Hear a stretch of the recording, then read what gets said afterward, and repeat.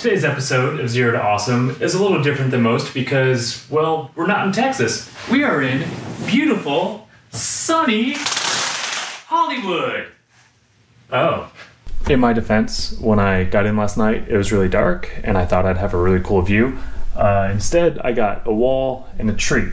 But the view doesn't matter because we're here to do something really cool. In a couple hours, we'll be leaving this beautiful view and going to visit Jay Leno's garage.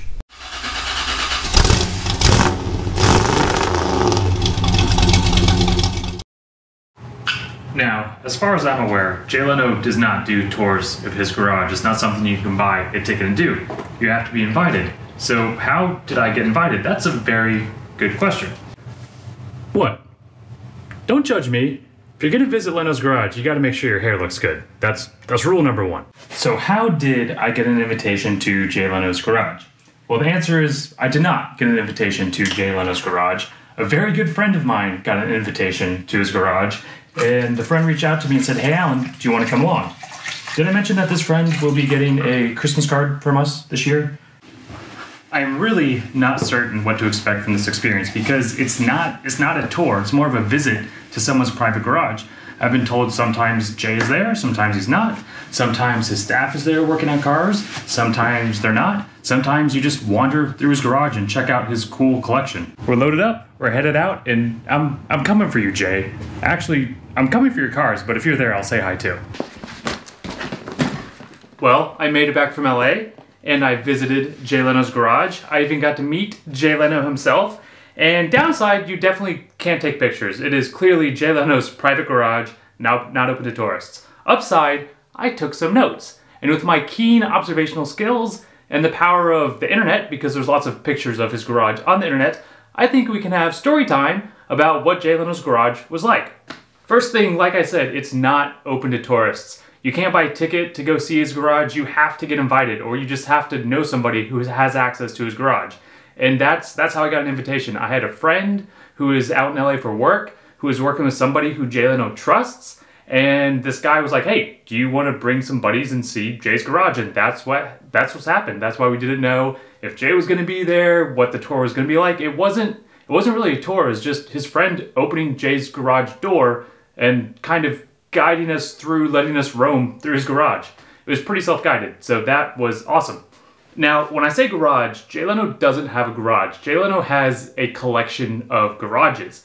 We were told that back when he first started collecting cars, he bought his first building, and it's just this nondescript yellow tan building right next to Burbank Airport with a big security gate and lots of security cameras. But then there's also like 7 more garages. Apparently he was running out of space, and the space across the street opened up, so he just bought that space. And then more space became available, and he bought that. And then he needed more space, and he bought that. And like, are you seeing a pattern here? He just kept buying space, and now I think it's a combination of like 7 garages. A lot of them are hooked together, and then there's another one kind of across the street. So walking in to his garage, the very first one we walked into, that's when I kind of realized like, this dude doesn't just collect like high-end sports cars or Porsches. Like, he collects cars that I think interest him. Because you walk in, and the first thing I saw were 2 Lamborghini Miras, a couple of McLarens, and a Hyundai.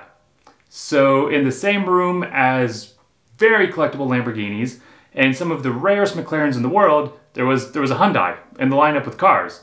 So that was awesome. I don't know quite how to explain that, except that it just proved like he buys the cars he likes. And not only does he buy the cars he likes, he drives the cars he likes, because everything there was operational. Everything was on a battery tender. A lot of cars had oil absorbent mats under them because they were leaking oil because they were getting used. So that was really cool. Another thing I found super interesting is when you see his garage on his TV show, or you see his garage in pictures, his garage is known for the cars, but it's also known for a lot of the artwork that surrounds and that's hanging up on the back walls of the garage. And we were told that artwork was actually made for him. What Jay would do back in the day when he worked on The Tonight Show, worked for NBC, he would read old car magazines, like old Popular Mechanics and old European racing car magazines, and he would find ads that he really liked, and then he would take those ads to the art department at NBC, and they would make and paint these big murals for him that he would hang on his wall. So I don't know if he paid NBC, maybe that's a perk of working there, but yeah, NBC art department made a lot of the art that you see hanging on Jay's walls. Moving further down my notes here, one thing that stood out is his collection is kind of curated, kind of not. Like, it's broken up into all these individual rooms, which are actually separate garages that are connected through big garage doors. But in each garage, there's like kind of a theme. Like, there was a garage with mostly American cars and then maybe some Mazdas. And there was a room that had like a couple Porsches in this corner and like a couple Mustangs over there, but it wasn't kind of what I imagined. It wasn't like a room of the Lamborghinis and a room of the American muscle cars. I think the most coordinated thing I saw was there was a room that had mostly like 95% motorcycles, but still 1 or 2 cars. I can't express enough like how unique the collection was. Again, just it wasn't shiny high-end sports cars. There was one garage that had some really cool air-cooled Porsches, like Porsche 911 turbos from back in the 70s and some classic like first-generation Porsches. But also in that room, what stood out the most was the Mazdas. There was a vintage kind of racing Mazda from the 70s, right next to a fully like built spec Miata, right next to the last rotary engine car that Mazda made. He has the last RX-8 that rolled off the assembly line. And the Porsches in that garage were super cool, but like the Mazdas were just even more cool because they were more unique and more rare.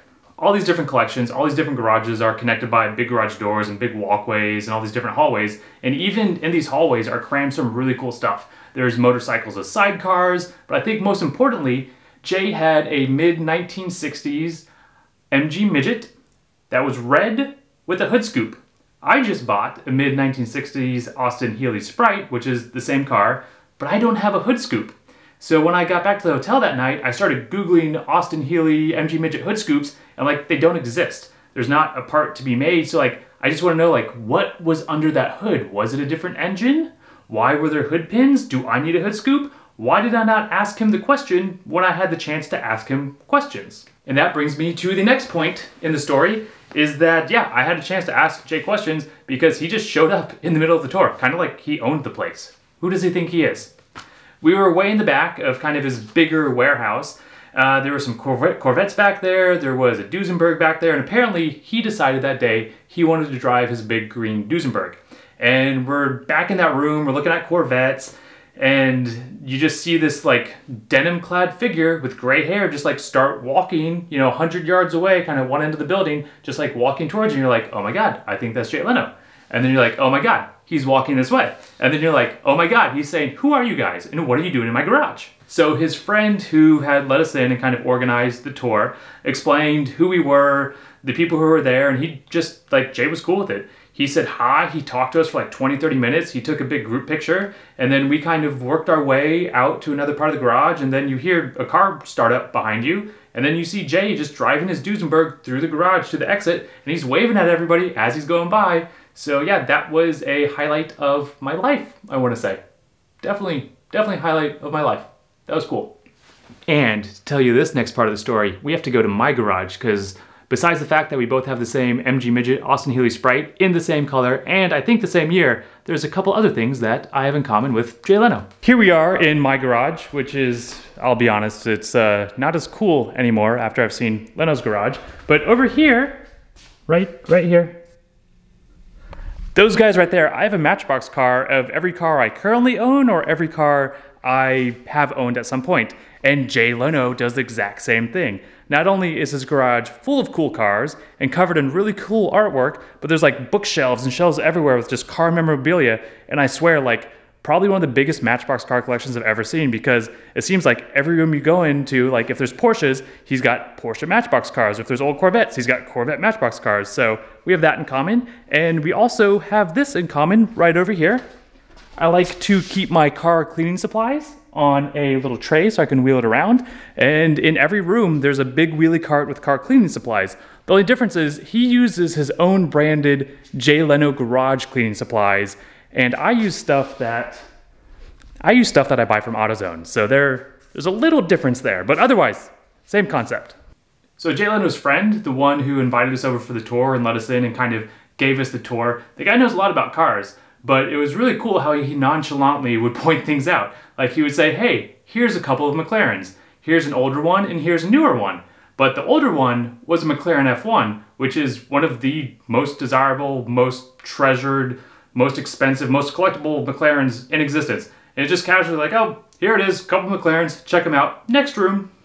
So we checked out all of the cars and kind of the big storage warehouse, and then we went across the street to the workshop, and the workshop is loaded.